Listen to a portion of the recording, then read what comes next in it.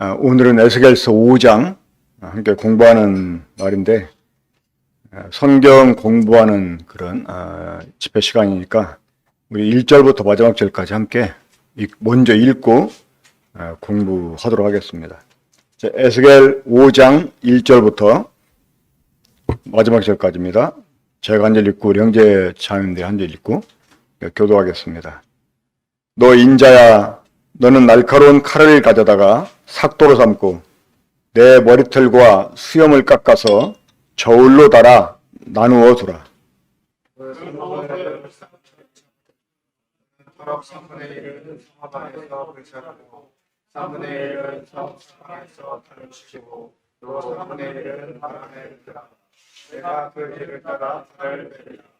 너는 터럭 중에서 조금을 내 옷자락에 싸고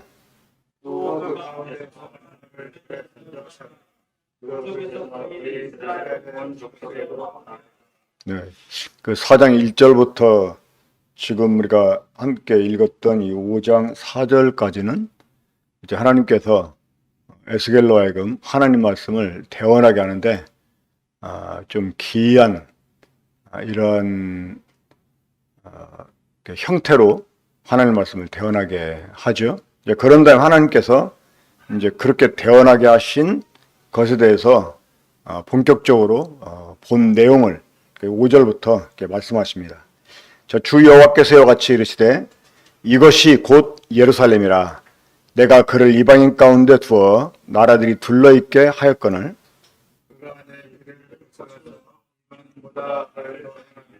내 윤례를 보게 하니 그를 둘러있는 나라들보다 더하니 이는 그들이 내 규례를 버리고 내 윤례를 행하지 않았습니다.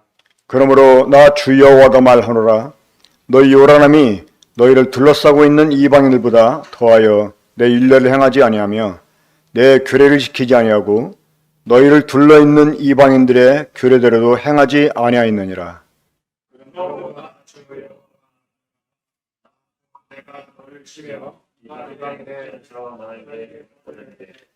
내 모든 가증한 일로 말미암아 내가 전무후무하게 내게 내릴지라.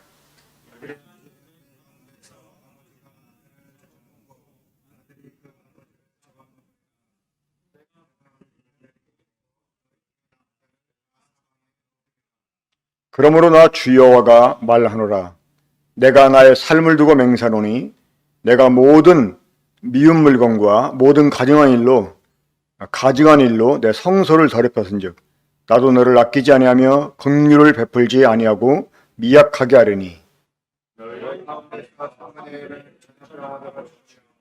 기근으로 멸망할 것이요 3분의 1은 너희 사방에서 칼에 엎드러질 것이요 3분의 1은 내가 사방에 흩어버리고 또 그들을 따라가며 칼을 내리라.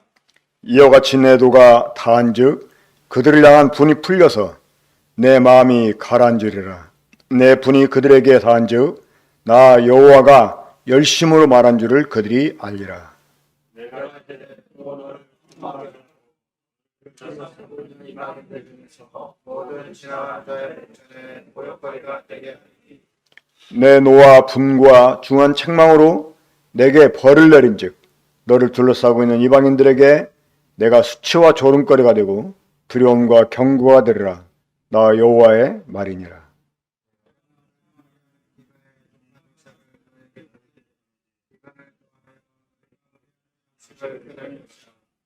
내가 기근과 사나운 짐승을 너에게 보내 외롭게 하고 너희 가운데 전염병과 살육이 일어나게 하고 또 칼이 너에게 임하게 하리라.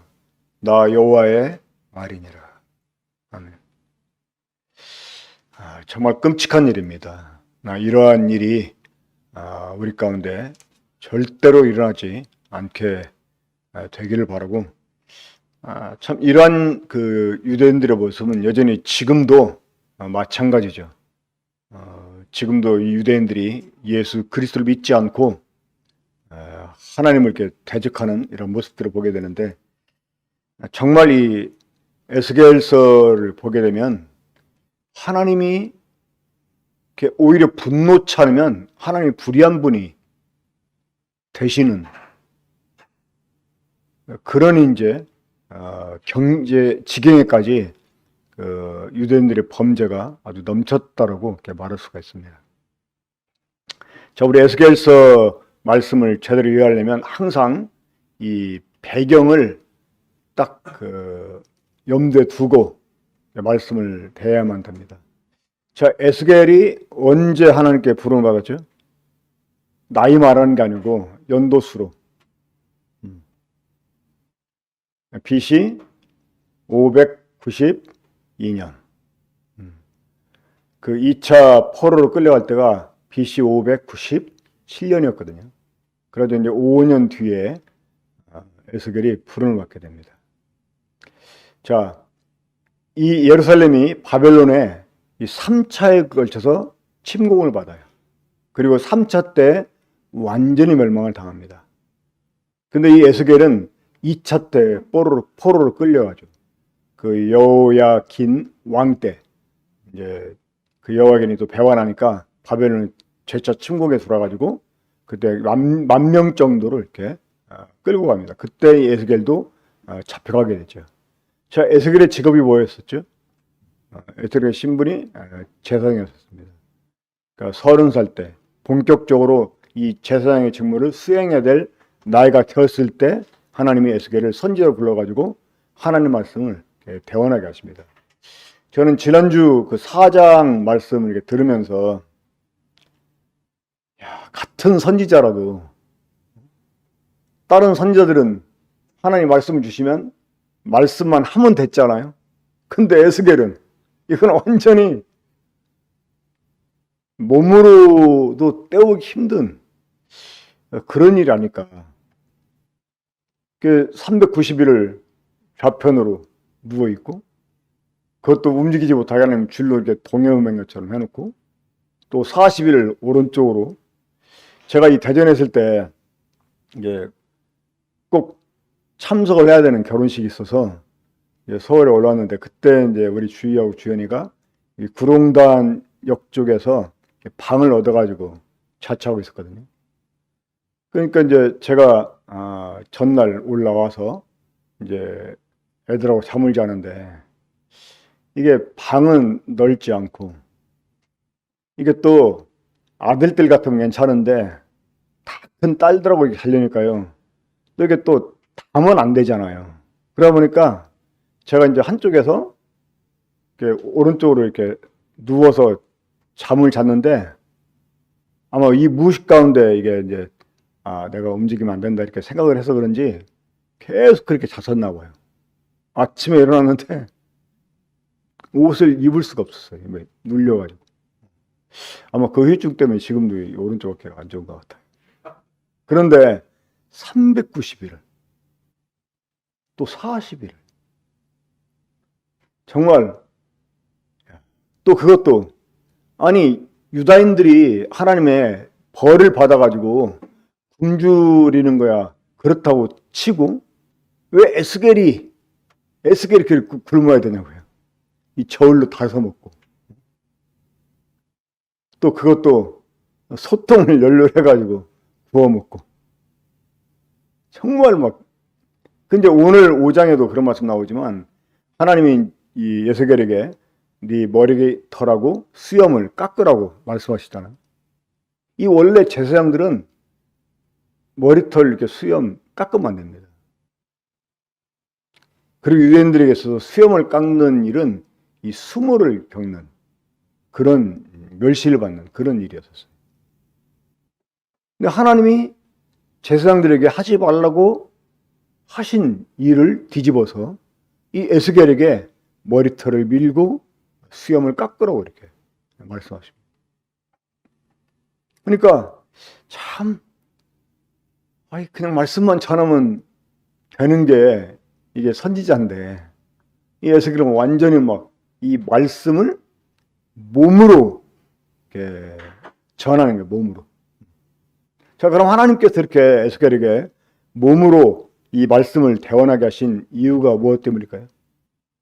사람들에게 각인시켜 주시기 위해서. 어쩌면 그 광경을 보았던 이 텔아비브에 있는 유대인들은 에스겔이 미쳤다라고 생각할지도 모르겠습니다. 근데 이런 말씀이 이제 이루어지고 난 뒤에는 이게 하나님이 사람들에게 각인시켜 주고 싶어서 이렇게 말씀하겠구나라는 것을 그들이 아마 깨닫게 되었을 것입니다.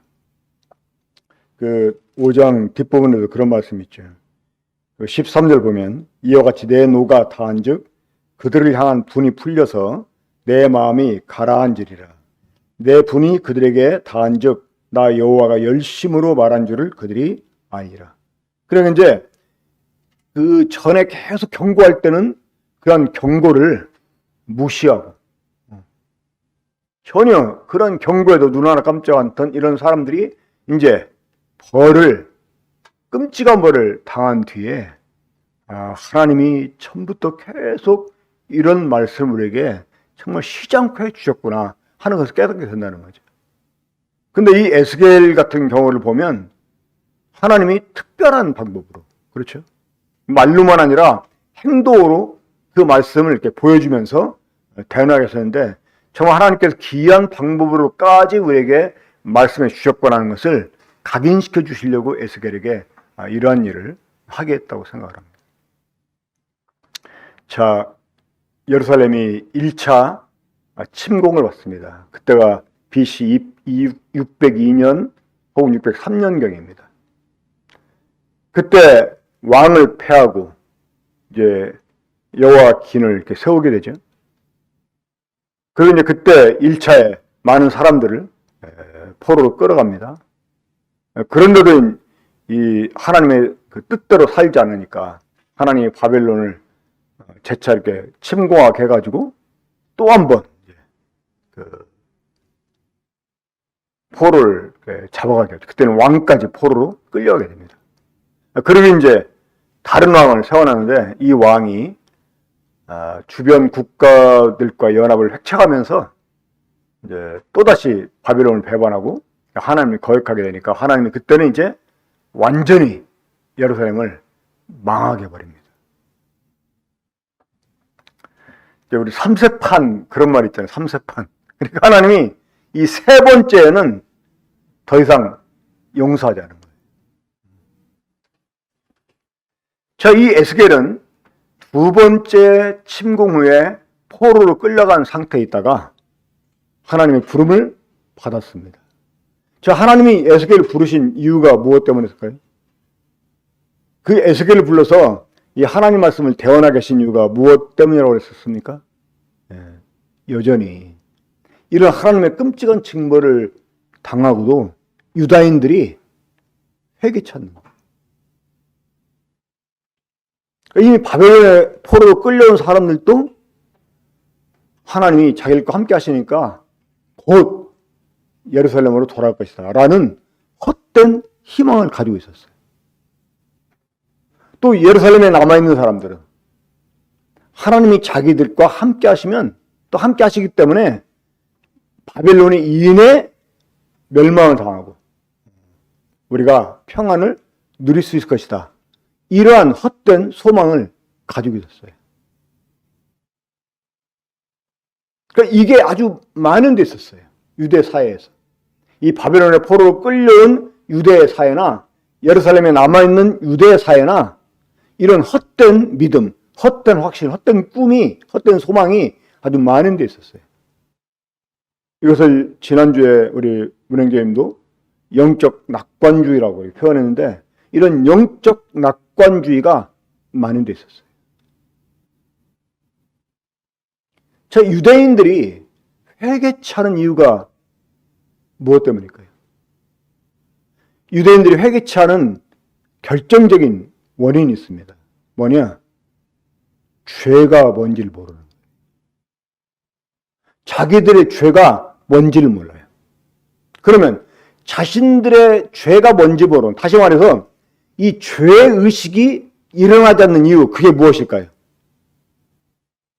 그게 너무나 익숙해져 버려가지고 죄가 죄로 여기지 않는 거예요. 나중에 보게 되면 한번 11절 보겠습니다. 그러므로 나 주여가 말하노나 내가 나의 삶을 두고 맹세하노니 내가 모든 미운 물건과 모든 가증한 일로 내 성소를 더럽힌즉 나도 너를 아끼지 아니하며 긍휼을 베풀지 아니하고 미약하게 하리라. 이 미운 물건이 무엇입니까? 우상들이죠. 이들은 성전에 우상을 세워놓고 우상을 섬겼어요. 그런데 이들은 자신들이 하나님 외에 다른 우상을 섬긴다라고 생각하지 않았어요.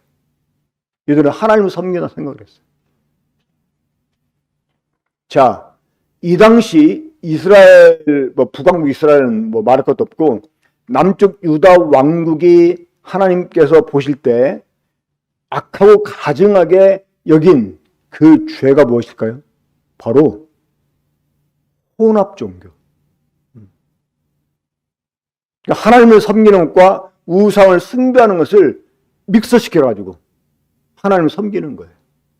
그러니까 이들은 우상을 섬겨도 그게 하나님 섬긴다고 생각하는 거예요. 실제로 지금 그 로마 카톨릭, 이 마리아 그 상 앞에서 기도하잖아요. 절도 하고. 그 사람들이 우상 섬긴다고 생각합니까? 아니에요. 하나님 섬긴다고 생각하는 거예요.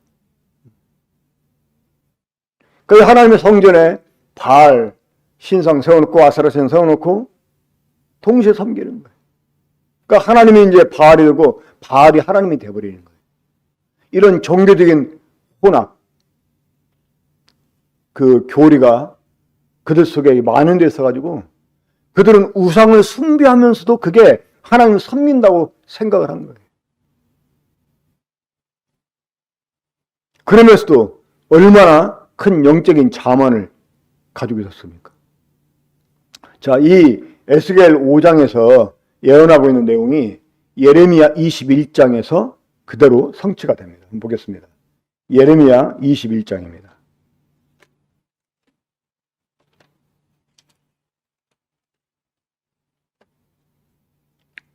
지금 그 바벨론이 제3차 침공을 한 상태입니다. 우리 지난 그 4장에서 하나님이 에스겔에게 토판을 만들게 하고 그 예루살렘 성처럼 이렇게 만들게 하잖아요. 그러니까 이제 그 사방을 막 공격하는 공성대니 뭐니 해가지고 막 다 그 만들어 놓게 하잖아요. 그런 다음에 그 좌편으로 390일, 우편으로 40일 이렇게 누워있게 하고. 그게 지금 예루살렘에 남아있는 사람들은 하나님이 자기과 함께 하시기 때문에 자기들이 바벨론에서부터 해방돼가지고 평안을 누릴 것이다라고 낙관하고 있는 상태에 있었거든요. 지금 그런 그 유대인들에게 경고하는 것입니다. 이 에스겔 5장이. 근데 그게 지금 예레미야 21장에서 지금 성취가 되고 있는 거예요. 자, 보세요. 21장 1절입니다. 여호와께로부터 예레미야에게 말씀이 임하니라. 시드기야 왕이, 시드기야는 바로 이제 이 3차 그 침공 때 완전히 막 눈도 뽑히고 해가지고 포로로 끌려갔다가 나중에는 거의 바벨론에 죽게 되는데, 이 사람은 남쪽 유다의 마지막 왕입니다. 그 두 번째 침공 때 포로로 끌려갔던 여호와긴의 그 이제 숙부되는 사람인데, 자 보겠습니다.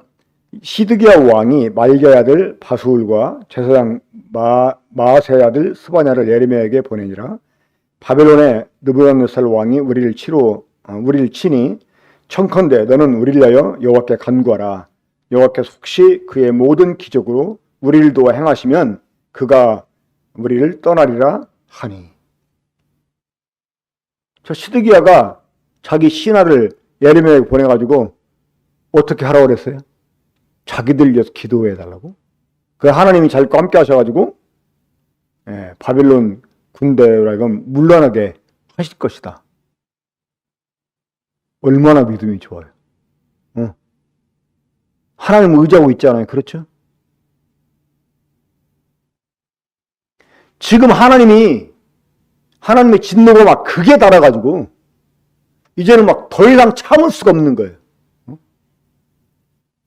이런 일이 일어나지 않게 하려고 경고해 주셨잖아요. 이미 수년 전에. 그러니까 이 3차 침공 있기 전에 약 7년 전쯤에 하나님 에스겔에게 이런 예언을 하게 하신 거예요. 그런데도 이들은 전혀 죄직조차 갖지 못하고 회개치 않았어요. 속된 말로 하면 하나님 뚜껑이 열려버린 거예요. 뚜껑이.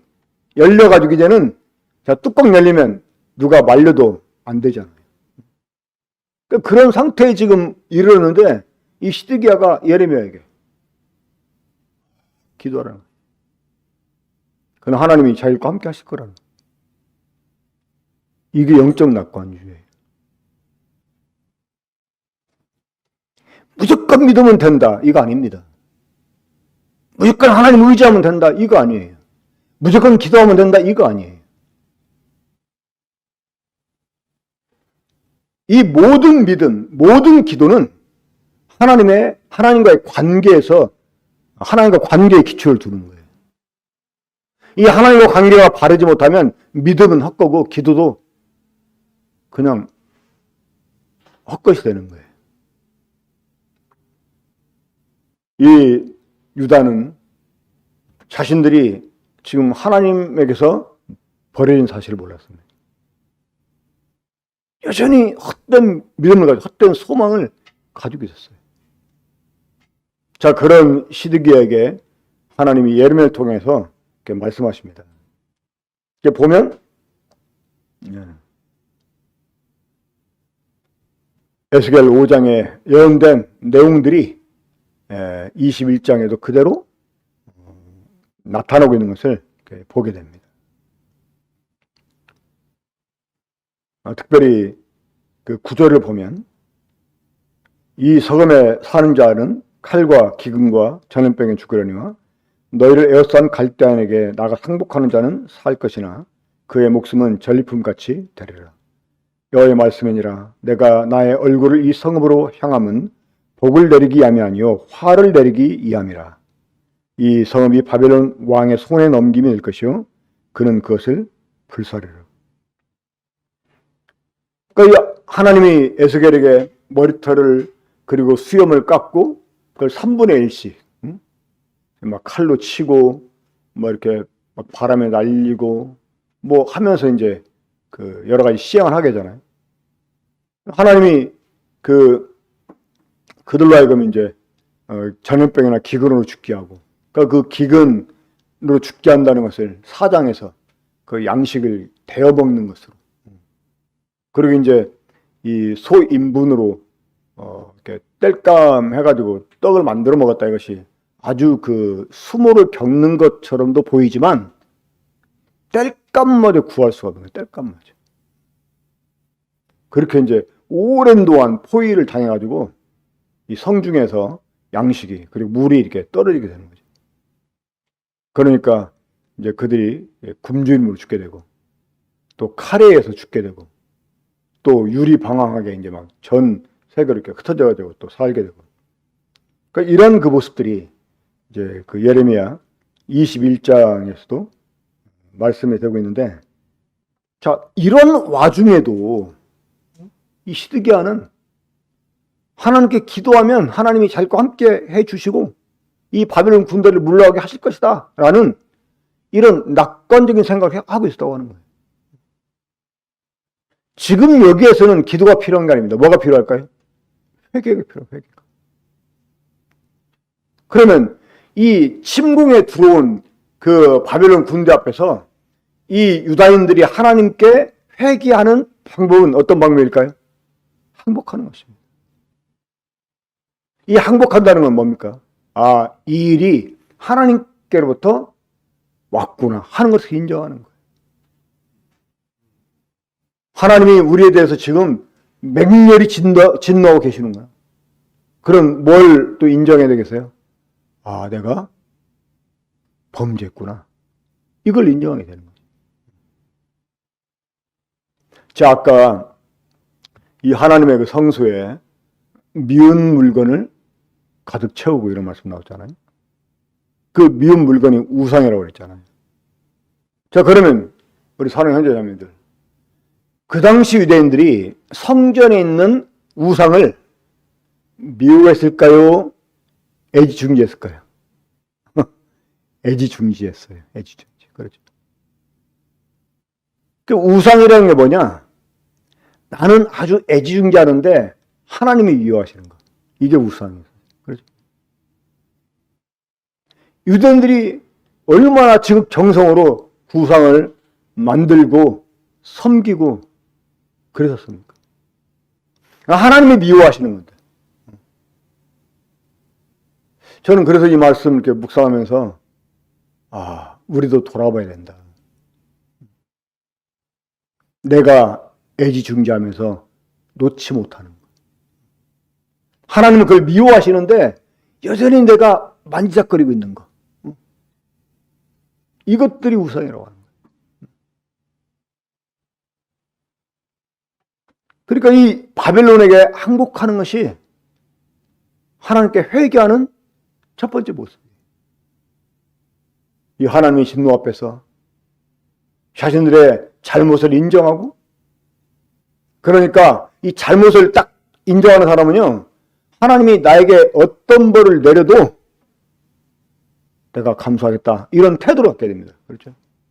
애들이 막 맨 처음에는 혼날까봐 잘못 안 한 것처럼 막 발뺌하고 어떻게든 회피하고 막 이러는데, 빼도 박도 못하는 증거가 탁 나오면 어때, 애들이? 딱 인정하잖아요. 이제 인정하면 지가 맞을 걸 알아요. 그래서 이제 맞아도 억울하게 생각을 안 합니다. 그러니까 이 바빌론에게 그렇게 항복을 해야 돼. 그리고 이제 그 지난주에 390일 또 390일, 40일, 이게 이제 하루가 이제 1년이라고 했잖아요. 이 북왕국 이스라엘이 유다에게서 이렇게 떨어져 나갔을 때로부터 이 바벨론에서 포로로 돌아올 때까지가 390년 된다고 그래요.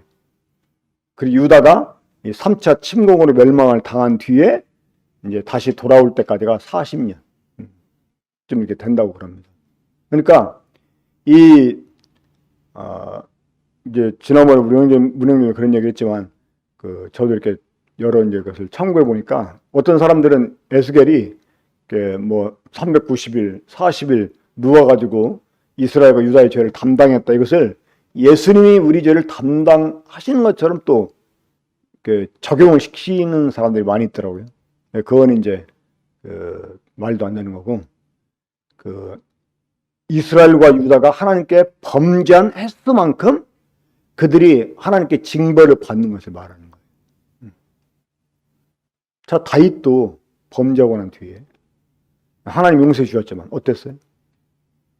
벌은 받았어요. 그러니까 용서는 받았지만 그는 그것 때문에 벌을 받았습니다.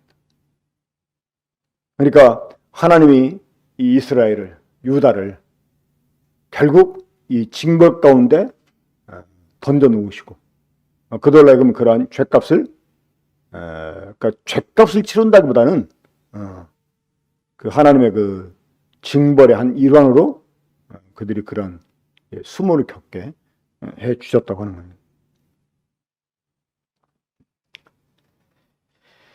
저는 이 지난주에 4장 말씀 듣고 또 5장 말씀을 묵상하면서 다시 한번 이 영적 낙관주의가 얼마나 무서운지, 이거는 양심이 하인받은 것 같은 경우와 다를 바가 없는 거예요. 그러니까 죄를 죄로 여기지 않는, 그러니까 하나님의 말씀을 들어도 자신하고는 상관이 없는 것처럼, 그걸 듣긴 듣지만 마치 노래를 잘하는 사람 앞에서 노래를 듣는 것처럼 말씀을 즐기긴 하는데 행하지 않는 거예요. 이 예레미야를 보게 되면요, 이 시드기야가 자주자주 예레미야에게 사람 보내가지고 하나님이 무슨 말씀을 했는지 듣게 합니다. 이 시드기야는 예레미야가 하나님의 사람인 것을 알았어요. 그 다른 사람이 죽이려고 할 때 쉽게 죽이지 못하게 했습니다.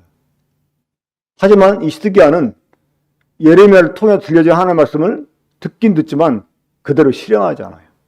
자, 그렇다면 이 유다인들로 하여금 영적 낙관주의에 빠지게 하는 것, 이 시드기야가 하나님 말씀을 예레미야를 통해 듣긴 들었지만 또 듣기를 원했지만 그럼에도 불구하고 이 하나님 말씀대로 하지 않게 된 결정적인 또 하나의 이유가 있습니다. 뭐냐? 바로 이 거짓 선지자들 때문에, 거짓 선지자. 그러니까 이 잘못된 가르침. 이 거짓 선지자들이 굉장히 많았어요. 자, 우리 요즘 남양기 큐티 본문에도 주님이 거짓 선지자들에게 미혹되지 말라고, 사람들에게 미혹되지 말라고 이렇게 말씀하시잖아요. 그러니까 이 거짓 선지자의 특징이 뭐냐? 평안을 얘기하는 평안. 평강하다, 평강하다. 하나님 우리와 함께 하신다. 하나님 우리에게 복을 주신다. 이러면서 긍정적인, 막 낙관적인 생각들을 가지게 하고, 그리고 죄를 지적하고 정말 바르게 살기를 이렇게 권하기보다는 무조건 기복적인, 하나님 믿으면 다 잘 될 것처럼 얘기하고, 그러니까 이러한, 그리고 이제 내가 뭔 짓을 해도 하나님 나와 함께 하신다, 이런 또 생각들을 가지게 하고 해가지고 사람들이 죄를 아주 심상히 여기는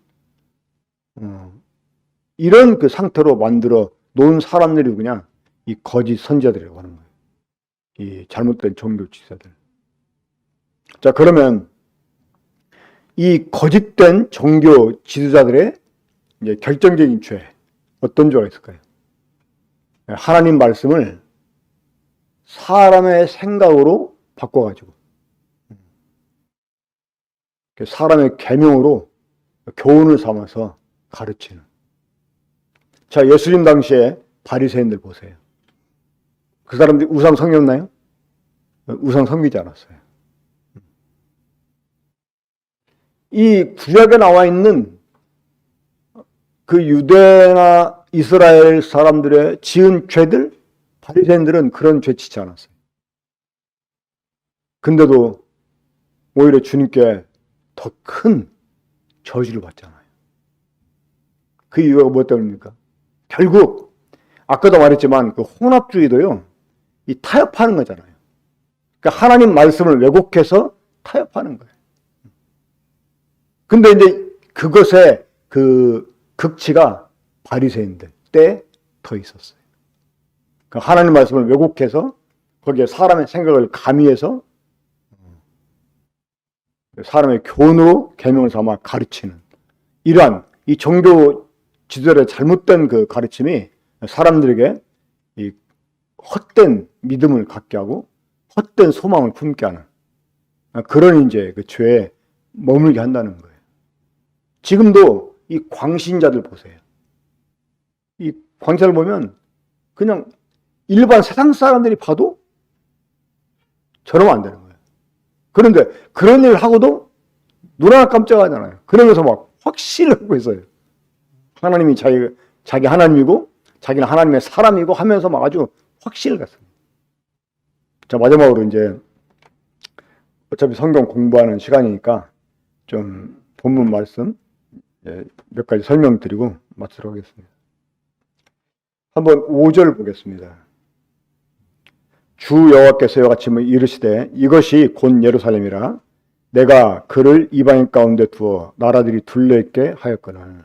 그러니까 이제 그 에스겔로 하여금 토판을 만들게 하고 뭐 주변에 막 공격하는 그 모형들을 만들게 하고 뭐 이런 그 것들이 이제 예루살렘을 가리킨다라고 지금 말씀하고 있는 거예요. 자, 그러면 이 예루살렘이 지형적으로 지정학적으로 어떤 곳이었습니까? 이 땅의 중앙이었어요.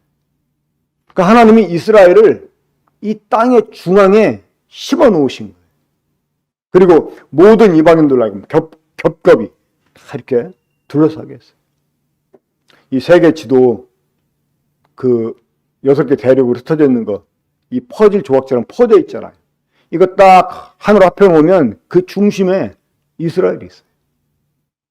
물론 약간 중립에서 벗어났습니다.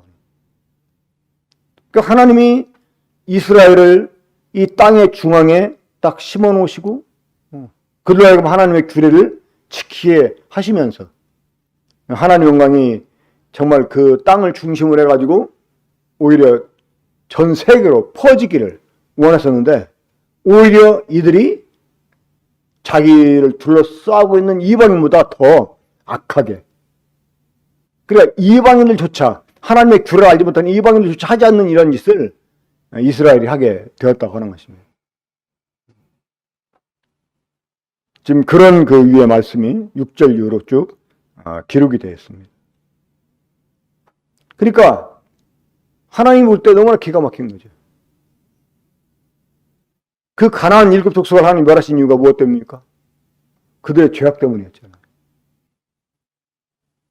그들을 쫓아내시고 거기에 이스라엘 심어 놓으셨는데, 이거는 이 쫓겨난 가나안 족속보다 더 큰 죄를 짓는 거예요.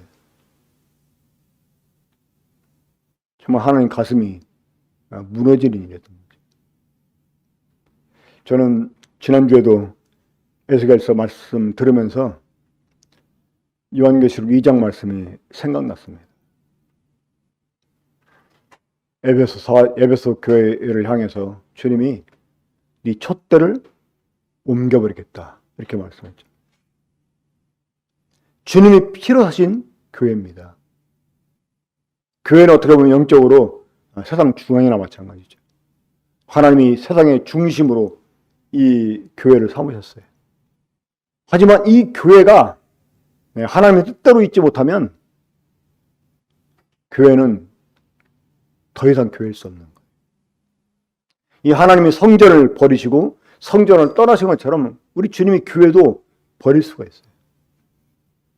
물론 이건 어떤 지역교회들을 국한해서 하는 말일 수 있습니다만, 그러니까 교회가 교회답지 못할 때, 그 마태복음 18장에 보면 두세 사람이 내 이름으로 모인 그곳에 나도 그들 가운데 있다, 이렇게 말씀했잖아요. 그게 두세 사람이 주님의 이름으로 모이면, 아무 데서나 모이면 주님이 그들 가운데 있다, 그런 말씀이 아닙니다. 그게 어떤 말씀 끝에 나왔어요? 징계에 관한 말씀을 하시던 끝에 나왔어요. 네 눈이 범죄하거든 눈을 뽑으라고 그랬어요. 네 오른손이 범죄하고 오른손을 찍어버리라고 그랬어요. 그러니까 성한 몸을 가지고 지옥 가는 것보다 차라리 눈 하나 없이 천국 가는 게 낫다, 이런 식으로 주님 말씀하시면서 이 교회는 절대 죄를 용납해서는 안 될 것을 말씀하고 있는 것입니다. 우리들의 몸에서 눈이 얼마나 소중한 것입니까? 그렇죠? 하지만 그 눈이라도 범죄하면 찍어내버리라는 거예요. 뽑아내버리라는 거예요. 이 손 없이 발 없이 얼마나 불편합니까?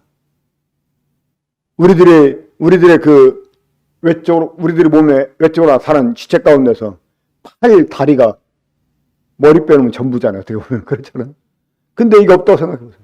근데 그게 범죄하면 찍어내버리는 거예요. 그만큼 죄를 교회가 용납해서는 안 된다는 거예요. 하지만 그 사람이 회개하면 용서하는 것입니다. 회개하면. 근데 그렇게 교회가 권고하는데도, 여기도 3번 권고하잖아요. 개인적으로 권고하고, 교회 두세 사람 대표가 가서 권고하고, 교회 전체가 권고를 안 들었다, 그러면 그때는 쫓아나라는 거예요. 그래가지고 두세 사람만 남아도 주님은 그곳에 계시다는 거예요. 두세 사람이 주님의 이름으로 아무 데나 모이면 거기 계신다, 그런 의미가 아닙니다. 그래도 몇몇 사람들이 지들끼리 모여가지고 여기도 주님 계시는데 뭐 이렇게 말하는 사람도 있어요. 그 말씀이 그런 의미가 아니에요. 정말 교회가 거룩함을 지키기 위해서, 정결함을 지키기 위해서 범죄하고 회개 찾는 사람을 다 끌어냈어도, 그래서 두세 사람만 남았어도 주님이 거기에 계신다는 거예요. 교회다운 교회에 계신다는 거예요. 하나님이 성전을 떠났어요. 이방인들이 성전을 완전히 무너뜨리겠어요. 하나님 영광이 이스라엘 가운데서 떠나버린 것입니다. 이미 떠났는데 여전히 거기에 하나님이 계시다 생각을 하고, 자기들이 기도하면 하나님 들으신다고 생각을 하고 착각 속에서 헛된 소망을 가졌어요. 하나님이 그런 유다를 쓸어버린 거예요. 완전히 막 그냥 전염병으로 기근으로 죽게 하고 막 칼로 죽게 하고 흩어져 뒤쫓아 가면서 죽게 하고 하나님이 완전히 어떻게 보면 막 정말 아까도 말씀드렸지만 뚜껑이 열려가지고 막 그냥 더 이상 참지 않고 그렇게 말씀하시잖아요. 불쌍히 여기지 않겠다 그렇게 말씀하시죠. 그러니까 우리는 정말 이 하나님 두려워하는 마음으로 이 죄를 두려워하는 이런 마음을 가져야 됩니다. 교회가 교회다울 때 교회인 것입니다. 그렇지 않으면 주님은 네 촛대를 옮기겠다 이렇게 말씀했어요. 촛대가 무엇이었어요? 촛대는 7교회라고 요한계시록에서 설명해 줍니다.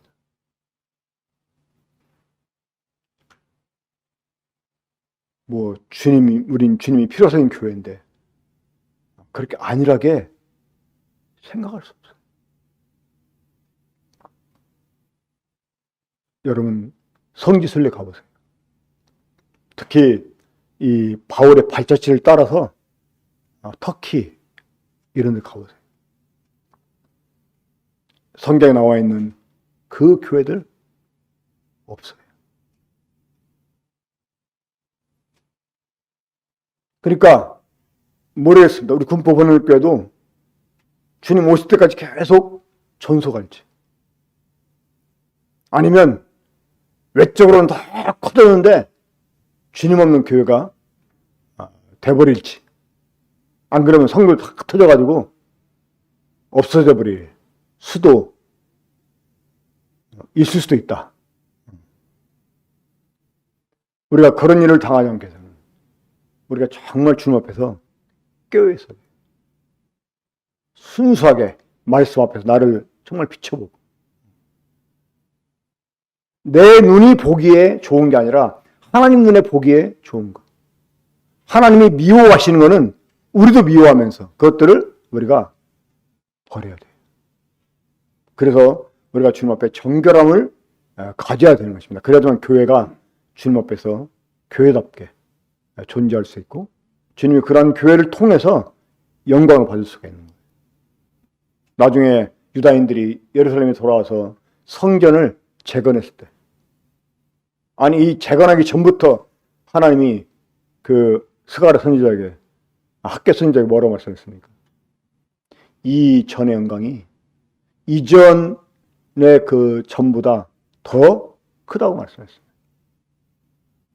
솔로몬이 얼마나 화려하게 지었어요. 그렇죠? 이 바벨론 포로 생활 끝나고 돌아온 이런 사람들이 지은 이 성전은 정말 속된 말로 허접한 그런 성전이었어요. 하지만 그 영광이 더 이전 것보다 크다고 지금 말씀하셨어요. 숫자도 얼마나 줄어들었습니까? 하지만 오히려 하나님께서는 그러한 유다를 더 기쁘게 여겼습니다. 그러니까 이 교회가 교회다워야 되는 거예요. 우리가 하나님 말씀을 정말 계속 묵상하고 유념하고 정말 그 말씀에 나를 이렇게 비춰가지고 말씀 따라서 이렇게 거룩한 삶을 살려고 하는 이러한 그 이유가 그래야지만 하나님이 우리와 함께 하실 수 있기 때문에 그런 것입니다. 은혜하면서 그걸 부정하는 건 아닙니다. 하지만 그런 낙관주의에 빠져가지고 죄를 지으면서도 죄인지를 모르고 나중에는 그럴 수도 있지 뭐 합리화하고 이러다가 보면 우리 경건이 무너지게 되고 거룩함을 상실하게 되고 이러면 더 이상 주님이 그곳에 함께 할 수 없어요. 주님 없는 교회는 침묵게 지나잖아요. 우리가 이런 것들 정말 이 에스겔서를 공부하면서 정말 두려움으로 우리 자신을 돌아보고 우리 자신을 지켜야 되겠다 하는 생각을 이렇게 해보게 되었습니다. 정말 이 에스겔 말씀 이렇게 준비하면서 참 두려웠어요. 이런 일이 우리 가운데 있으라는 생각을 하면서 말씀을 준비하고 나눴습니다. 함께 기도하고 마치겠습니다. 아버지 하나님, 저희들을 그 귀하신 아들 예수 그리스도 피로 구속하여 주시고 우리에게 하나님의 생명을 주셔서 하나님의 자녀로 삼아 주신 것은 우리를 이 만물의 중심으로 삼으시고 우리를 복되게 하사 하나님 영광의 찬송으로 삼아 주시고 그래서 하나님의 영광을 찬양하여 합당한 이런 사람들이 되게 하려 하시는 것을 아옵나이다. 아버지 하나님, 저희가 이러한 저희들의 부르심의 목적을 잊어버리지 않게 해주시고 비록 우리의 가는 길 험하고 또 운신의 폭이 좁을지라도 주님 앞에서 이 정결함을 잃지 않게 해주시고 이 영적 순결을 잃지 않게 해주시고 그래서 주님이 기뻐하는 바를 우리도 기뻐하고 주님이 미워하시는 것을 우리 또한 미워하면서 주님의 거룩함을 지켜가는 우리가 되게 주시길 원합니다. 아버지 하나님, 저희 군포 번영교회 참 작은 이 교회이지만 이 적은 숫자가 모이는 교회이지만 주님, 정말 주님 함께 해주시고 정말 주님이 함께 할 만한 이러한 사람들의 모임이 되게 해주시고 늘 우리를 권고해 주셔서 우리의 양심을 정말 맑게 해 주셔서 선한 양심을 가지고 하나님 말씀에 민감하게 반응하면서 정말 말씀 따라 사는 저희가 되게 주시기 원합니다. 에스겔서를 통해서 우리들에게 교훈을 주신 것 감사드리며 우리 주 예수님의 이름으로 기도합나이다. 아멘. 이상으로 수집회 마치겠습니다.